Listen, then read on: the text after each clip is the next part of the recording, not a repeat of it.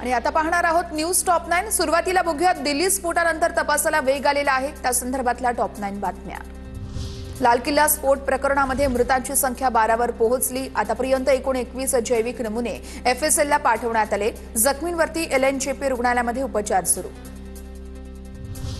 दिल्ली दहशतवादी हल्ल्यासंदर्भात मोठी अपडेट समोर। आरोपींचा 4 ठिकाणी मालिका स्फोट घडवण्याचा प्लॅन होता। सूत्रांची माहिती तर 4 शहरांमध्ये प्रत्येक दोघांच्या टीमकडे आयईडी बॉम्ब वाहून नेण्याची जबाबदारी देण्यात आल्याची देखील सूत्रांची माहिती। दिल्ली स्फोट प्रकरणामध्ये I-20 कार चालवणारा डॉक्टर उमर असल्याचं स्पष्ट। डीएनए अहवालातून डॉक्टर उमरच कारमध्ये असल्याचं स्पष्ट।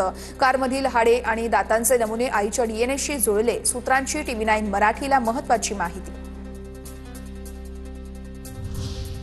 दिल्ली स्फोटातील दहशतवादी उमरबद्दल मोठी माहिती समोर। दहशतवादी उमरचा मशिदीमधील फोटो समोर। स्फोट घडवण्यापूर्वी उमर दिल्लीतील एका मशिदीत गेला होता। तिथून उमर लाल किल्ल्याकडे निघाला होता।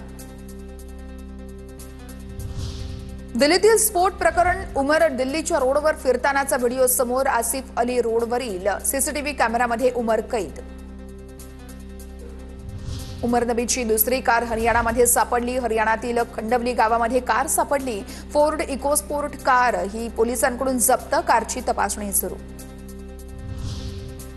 लाल किल्ला परिसरातील स्फोट प्रकरणामध्ये कार्डिओलॉजीचा विद्यार्थी डॉक्टर मोहम्मद आरिफ याला घेतलं ताब्यात। एनआयए आणि एटीएसची संयुक्त कारवाई। डॉक्टर परवेजच्या माहितीवरून एटीएसची कारवाई।